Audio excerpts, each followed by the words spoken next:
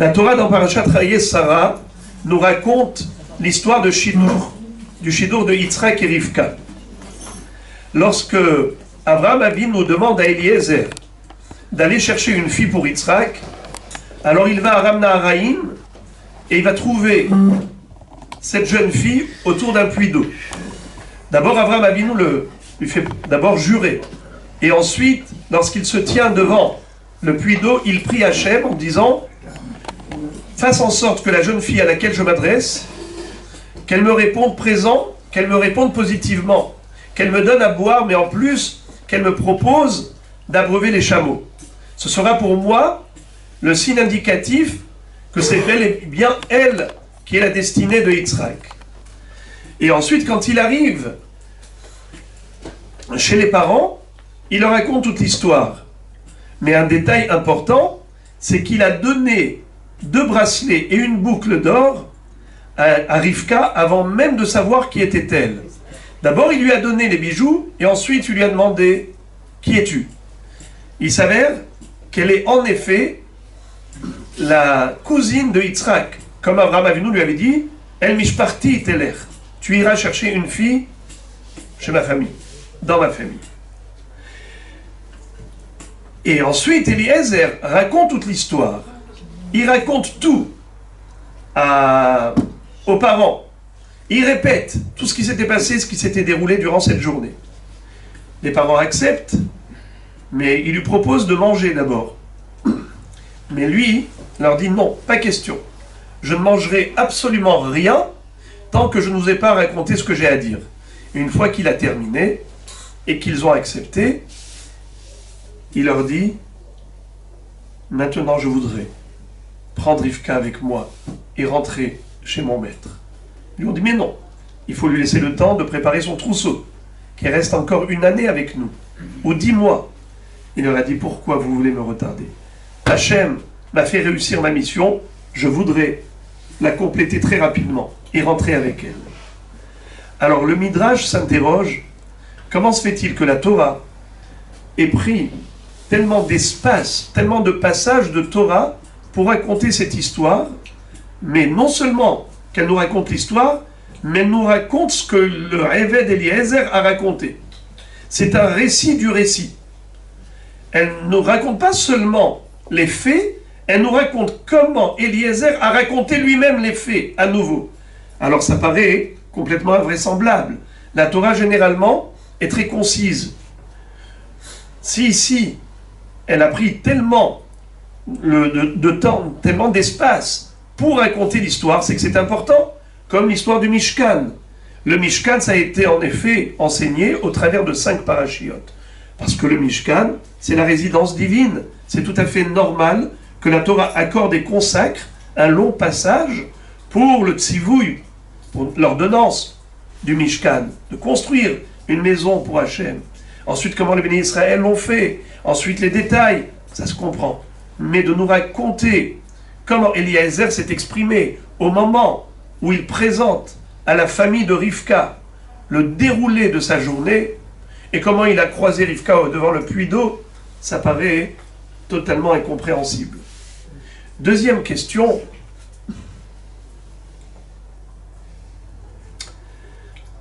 Par rapport à cela, le Midrash va dire Yafa sihatan shel avde avot mitoratan shel banim. De là, on apprend que Akadosh Baruch Hu considère la conversation des serviteurs d'Abraham, Yitzhak et Yaakov, les esclaves de nos ancêtres, ils étaient tellement extraordinaires que Dieu apprécie leurs paroles, leurs récits, encore plus que la Torah elle-même. Puisque, à propos de la Torah des enfants d'Israël, on voit que Hachem écrit de manière très économe, très concise, très brève les sujets. On apprend des mitzvot à partir d'une lettre. Et là, c'est tellement long, c'est tellement large. Pourquoi nous raconter autant de détails? Donc le Midrash nous dit, parce que la conversation des serviteurs de nos ancêtres est plus importante que la Torah. Et ça, c'est quelque chose qui est tout juste impossible, impensable. Il n'y a rien de plus important que la Torah. Comment comprendre ce Midrash? Deuxième question, comment se fait-il que Abraham a répondu à Eliezer de manière, pour s'exprimer ainsi, de manière vexante? Eliezer a dit, tu sais, moi j'ai une fille. Et je ne vois pas pourquoi est-ce que tu as besoin d'aller chercher loin un chidour pour ton fils. Est-ce que ma fille ne suffit pas? Il lui a dit, mon fils est d'une race bénie. Toi, tu es d'une race maudite. En arur midabek bebarur. Le béni ne peut pas avoir de contact, ne peut pas se lier avec celui qui est maudit. C'est comme ça que Eliezer, quand il a dit à Abraham, Oulai lotove haisha lalechet acharai, peut-être que la fille ne voudra pas me suivre. Oulai, c'est écrit sans vave, comme si c'était écrit Elai, regarde-moi, j'ai une fille, prends-la. Et Abraham Avinu lui dit, mais non, ta fille est maudite, toi tu es maudit. Ata arur, ubni baruch. Comment est-ce possible qu'Abraham Avinu, un homme de si grande générosité, d'une si grande bonté, qui était un homme qui a donné l'exemple même au monde entier de ce qu'est l'hospitalité, un homme qui était tellement altruiste, va parler à son serviteur fidèle d'une manière aussi vexante. Toi, tu es maudit, mon fils est béni, et donc on ne peut pas se marier ensemble. Est-ce que c'est une façon de parler? Non. Surtout de la part d'Abraham Avinu, un tzaddik pareil. Encore une question, c'est que Eliezer, il fait quelque chose de bizarre. Il arrive à Aram Naharaim, il se tient devant le puits d'eau au crépuscule, à l'heure où les jeunes filles viennent avec leurs cruches pour puiser de l'eau, puisqu'à l'époque il n'y avait pas de robinet dans les maisons, et il dit à Kadosh Baruch Hu, maître du monde, fasse en sorte que la fille à laquelle je m'adresserai en disant donne-moi un peu d'eau de ta cruche, qu'elle me réponde en me disant bois toi-même et j'abreuverai tes chameaux, et c'est comme ça que je saurai. Mais qui lui a demandé tout ça? Abraham t'a demandé d'aller dans sa famille, d'aller voir s'ils veulent bien faire un chidour. C'est tout. Pourquoi il se met à prier? Pourquoi il fait le hadmour? Pourquoi il fait le rabbi? C'est pas un baba, Eliezer. Qu'est-ce que ça veut dire ça? Il se met comme ça, du coup, à faire des prières, des tefilot. Mais on t'a pas demandé. Vas-y, tout simplement, naïvement, c'est-à-dire, tu as une mission, tu as un maître, tu es le serviteur, tu accomplis fidèlement la mission, point à la ligne. Mais qui t'a demandé de prier?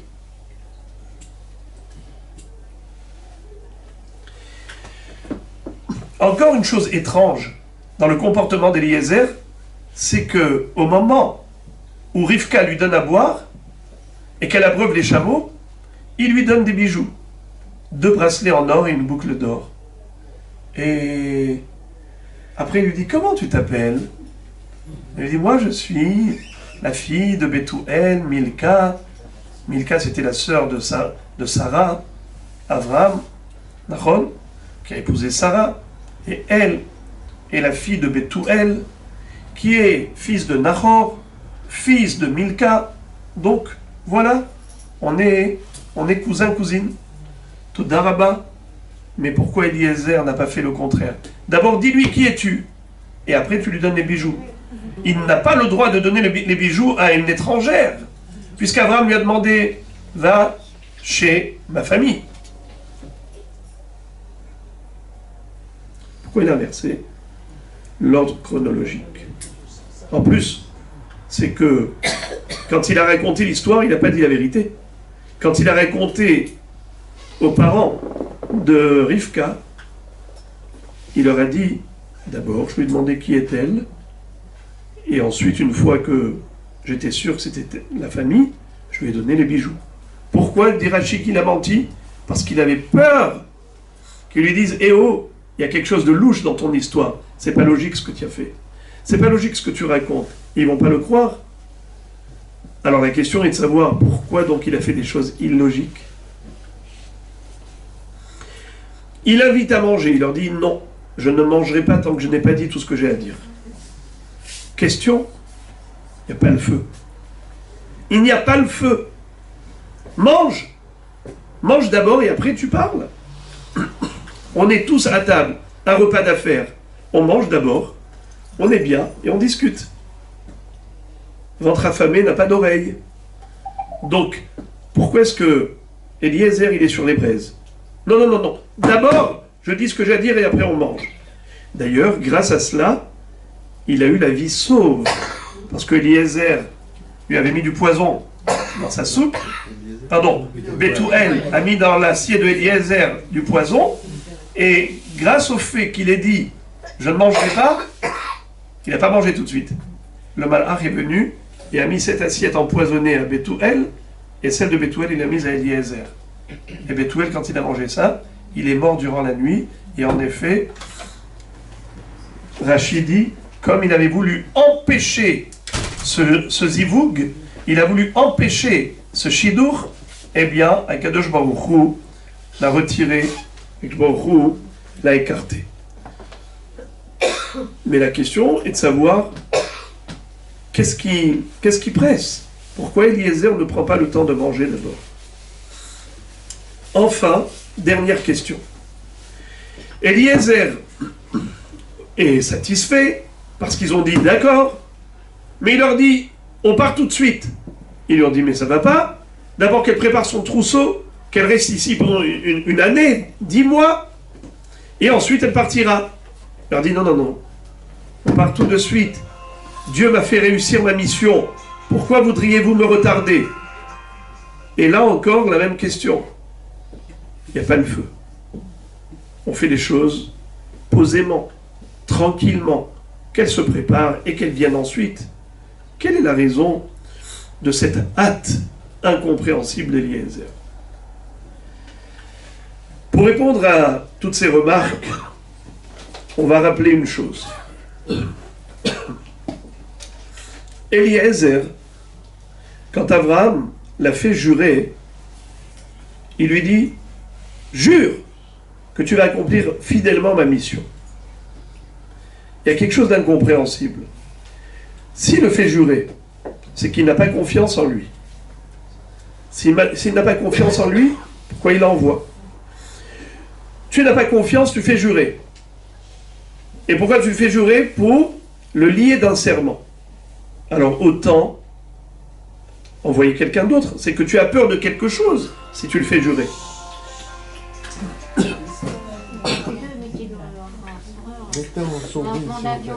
En effet, il avait peur de quelque chose. Il a eu peur de quoi? Peut-être que la fille refusera de me suivre. Oulai sans le vav, comme si c'était écrit Elai. Moi j'ai une fille. Pourquoi tu vas chercher le trésor au lointain? Il est devant toi le trésor. Ma fille. Et Abraham lui dit, tu sais, qui tu me rappelles? Celui qui était Arour. Qui est-ce qui a été maudit? Arour. Qui est-ce qui se rappelle? Très bien. Arour Kenaan. Eved Avadim Yel Ehav. Eliezer était descendant de qui? De Kenaan. C'était ce qu'on appelle Eved Kenaani, un serviteur cananéen. Eliezer était descendant de Kenaan, le fils de Ham, le fils de Noach. Qu'est-ce qui s'est passé? Noach, après le déluge, s'est retrouvé dans une situation chaotique. Il n'y avait plus personne dans le monde. Il a décidé de planter une vigne, d'en fabriquer du vin, et lorsqu'il était dans cet état d'ivresse, il s'est dénudé sans s'en rendre compte. Kenaan vient voir son père, Ham, il lui dit « Papy, viens voir dans quel état il est. » Ham arrive, il prend un scalpel et il va castrer son père. Pourquoi? Parce qu'il ne veut pas qu'il ait des enfants supplémentaires. Il a fait le raisonnement suivant. Il a dit, Après le déluge, il y avait... Pardon. Avant le déluge, il y avait deux frères, Caïn et Hevel. C'était deux seuls, uniques frères dans le monde. Caïn a tué Abel. Pourquoi Caïn a tué Hevel? Parce qu'ils étaient trop nombreux pour se partager le monde. Caïn a dit, je veux être le seul maître du monde. Il a tué son frère, Hevel. Ham va dire, on est déjà trois, nous. Shem, Ham et Yefet. Si Noach a encore un quatrième enfant, vous imaginez? On va devoir se partager le globe à 4. On est trop nombreux, déjà 3, ça suffit. Si 2, ils n'ont pas pu se supporter l'un l'autre, et Caïn a tué Hevel, alors ça suffit. Il empêche son père d'avoir des enfants. Noach se réveille. Il sait ce que lui a fait Ham sur l'impulsion de Canaan. Il va dire Arour Canaan. Maudit soit Canaan, qui soit serviteur des esclaves de ses frères. Question. Vous avez déjà vu un père qui maudit son fils, même s'il fait les 400 coups? Mais ça reste son père. Ça reste son fils. Comment il le maudit? Réponse, c'est que ce n'est pas une malédiction. C'est un tikkun, c'est une réparation. Il va dire, Ham, Kenan, vous êtes atteint d'une maladie qui s'appelle l'égoïsme. Cet égocentrisme fait que vous ne pouvez pas supporter l'existence de quelqu'un d'autre. Il n'y a que moi et personne d'autre. Si c'est ainsi, ton tikkun, c'est que tu vas être que pour les autres et pas pour toi. Au lieu de après moi le déluge, c'est plus pour moi, tout est pour les autres. Eh bien maintenant, tu seras l'esclave de tes frères. Eved avadim yel echav. En quoi c'est un tikkun? Qu'est-ce qu'un esclave? C'est quelqu'un qui travaille 24 heures sur 24 pour son maître. Il n'a absolument rien pour lui. C'est ça le tikkun. Tu as voulu empêcher l'existence d'autres personnes pour toi, parce que tu te crois le nombril du monde. Ton tikkun, c'est que tu vas faire juste l'inverse. Tu ne travailleras plus pour toi, tu travailleras que pour ton maître, que pour les autres, pour tes frères. Eved avadim et yel echav. Maintenant, Abraham va dire à Eliezer, écoute-moi bien Eliezer, toi, je t'aime, je t'estime, tu es mon serviteur fidèle, et je voudrais ton tikkun.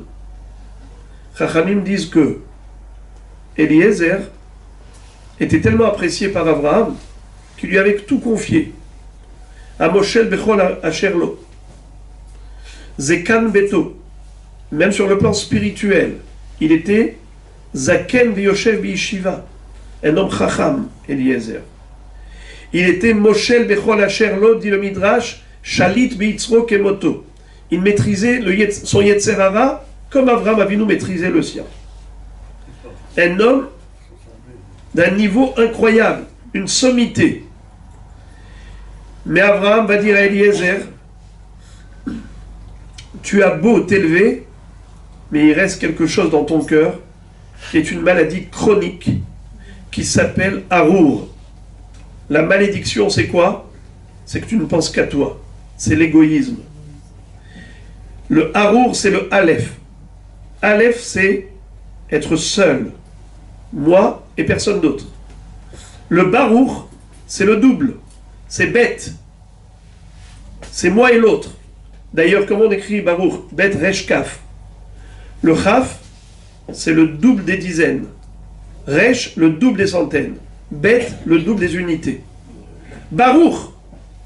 Toi, Eliezer, tu es Arour. Mon fils est Barour. Tu es atteint de la maladie de l'égoïsme. La preuve, c'est que, à quoi tu as pensé dès que je t'ai proposé d'aller chercher une fille pour mon fils Yitzhak, Elai. Tout de suite, ça pensé à toi. Il n'y a que toi qui compte. Elai Ktiv. Moi, je te demande de penser à mon fils. Toi, qu'est-ce que tu me dis? Ma fille. Eh bien, hein, à ce moment-là, qu'est-ce qui va se passer? Il lui dit, viens, je peux envoyer quelqu'un d'autre. Aner, Eshkol, Mamré. Il ne me manque pas des gens qui auraient pu me rendre ce service. Mais moi, ce que je veux, c'est que toi, tu y ailles. Et pourquoi toi? Parce que justement, je t'estime tellement, je voudrais que tu guérisses de ta maladie d'égoïsme. Et que tu ailles maintenant chercher une fille pour mon fils, et une fille qui n'est pas la tienne. Ça sera très dur pour toi d'aller chercher une étrangère et de lui offrir ce bonheur qui est Yitzhak, mon fils.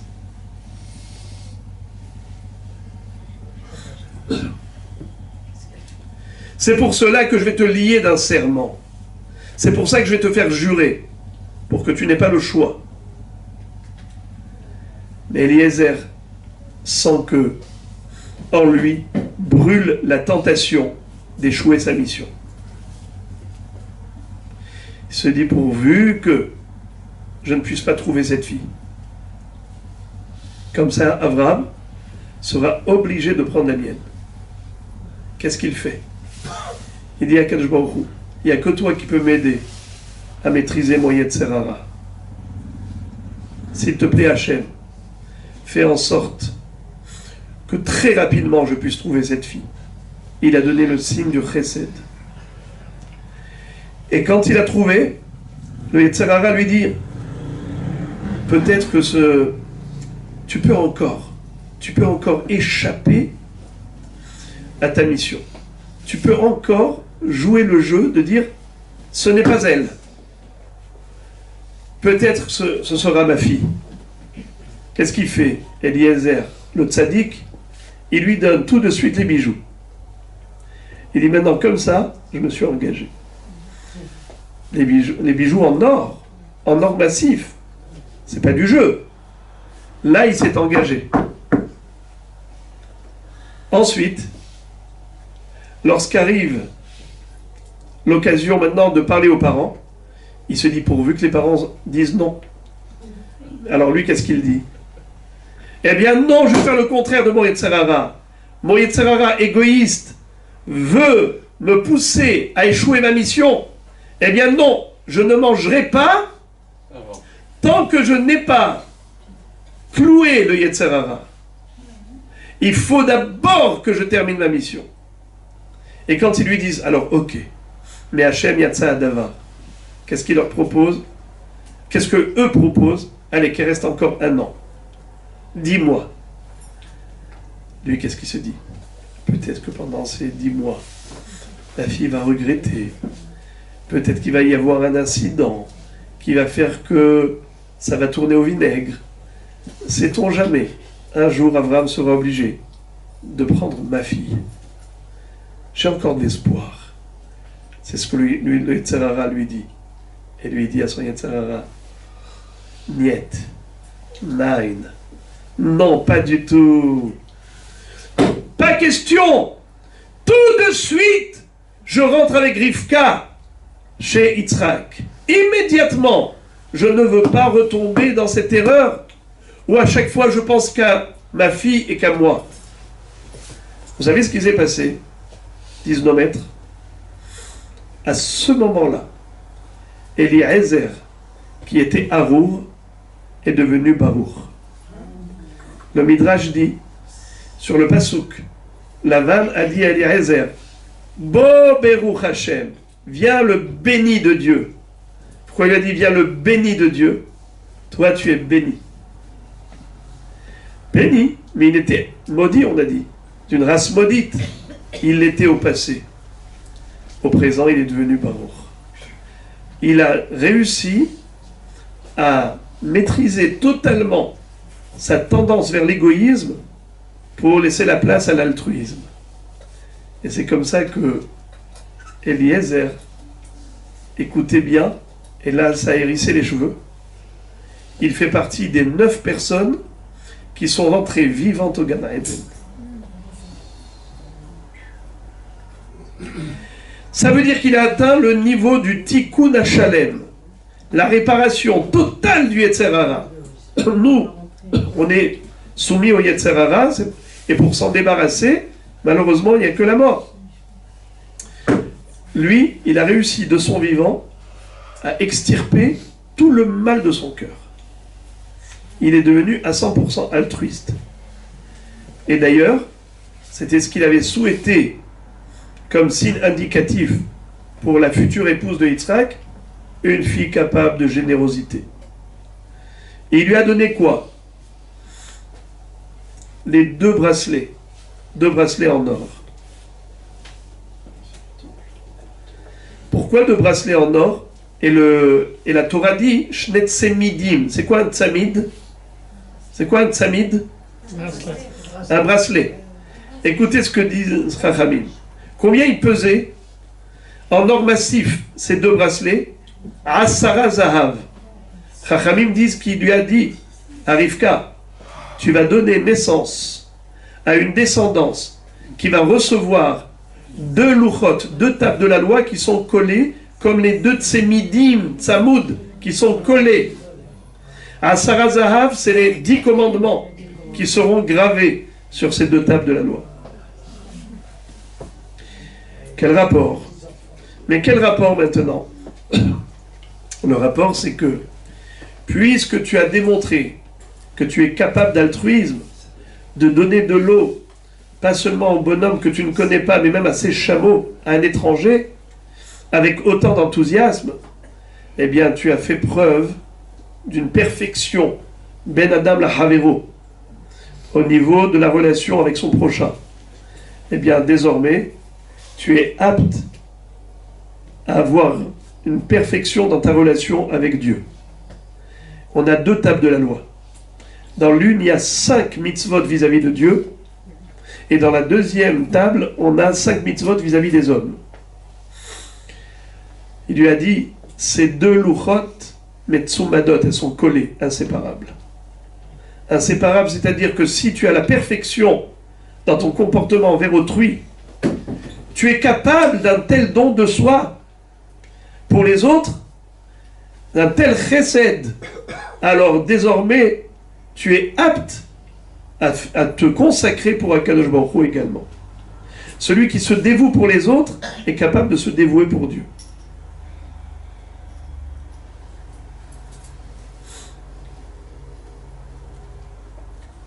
C'est ainsi que on comprend le Midrash. Yafa sichatan shel avdei avot mitoratan shel banim. L'histoire de Eliezer, pourquoi elle est tellement importante? Parce que c'est le but même de la Torah. La Torah, trilata emtsaïta vesofag menut chasadim. La Torah, elle commence, elle termine par le chesed, et elle traverse le sujet du chesed. De bout en bout, on parle de chesed. Au début, on te dit comment Dieu a fabriqué un vêtement pour Adam et Chava, alors qu'ils venaient de fauter. Après, on te raconte comment Dieu a rendu visite aux malades. À la fin, on te raconte comment Dieu s'est occupé d'enterrer un mort. Moshe Rabbeinu, c'est qui s'est occupé de sa sépulture? Hachem lui-même. Vaikvor Otobagaï. Tu vois que le fil conducteur de la Torah, c'est le chesed.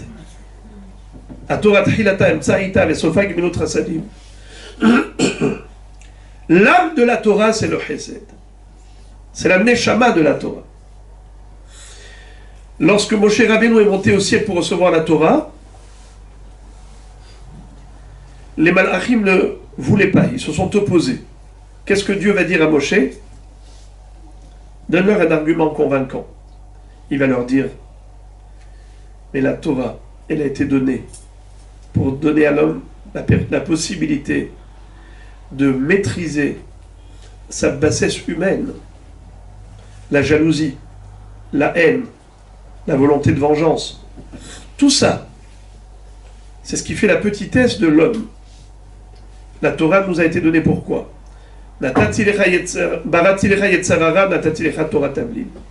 J'ai créé en toi le Yetzer Hara, mais je t'ai donné l'antidote. Le médicament, c'est qui?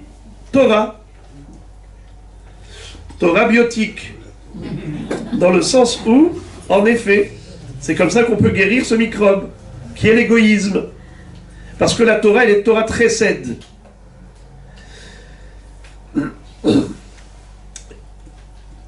Eliezer, quand il nous raconte en long et en large l'histoire, c'est hyper important. Pourquoi?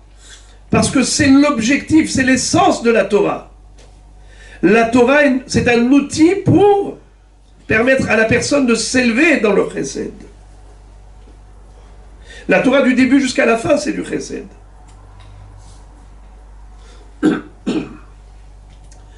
Alors on va comprendre pourquoi Hillel Azaken, quand un goy est venu lui dire « Pourriez-vous, s'il vous plaît, m'enseigner toute la Torah sur un pied ?»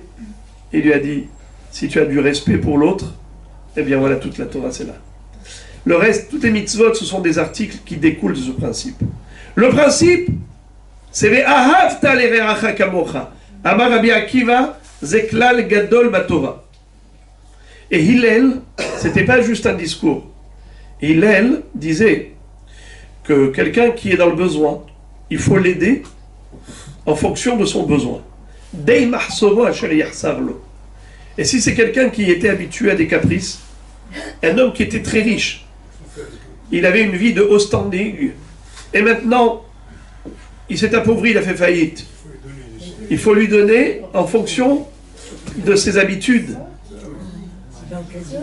À tel point que, par exemple, lui, il n'est pas habitué à marcher à pied, eh bien, il faut lui louer un cheval et un chauffeur, un conducteur du cheval. Et la Gemara raconte que Hillel, un jour, avait trouvé un homme pareil qui avait besoin de ça. Alors, il lui a loué le cheval, mais il n'a pas trouvé de guide. Qu'est-ce qu'a fait Hillel? C'est lui qui a tiré le cheval avec le monsieur sur la monture pendant 12 kilomètres.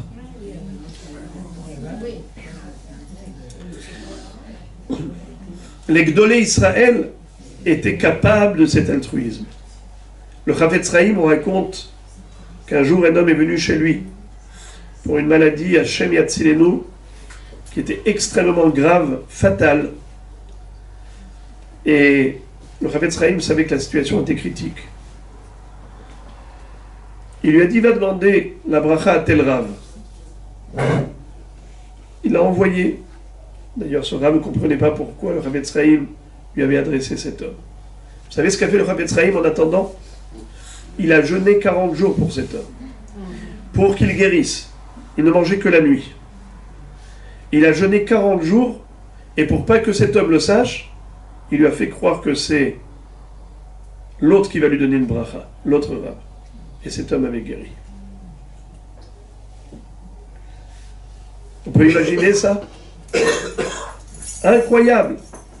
Cet amour fraternel qu'il y a au sein du Ham Israël. Et ça a été la condition sine qua non du Matan Torah.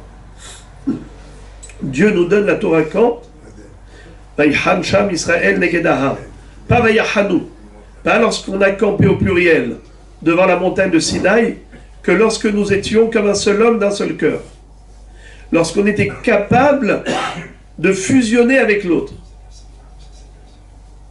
Ça, c'est de la Torah. Les élèves de Rabbi Akiva sont morts en Pessah et Shavuot parce qu'il manquait de respect mutuel. Pourquoi? Parce que c'est pas de ça la Torah. L'âme de la Torah, c'est l'altruisme. Alors, je vais m'arrêter là parce que il faut aussi être altruiste et penser à votre fatigue.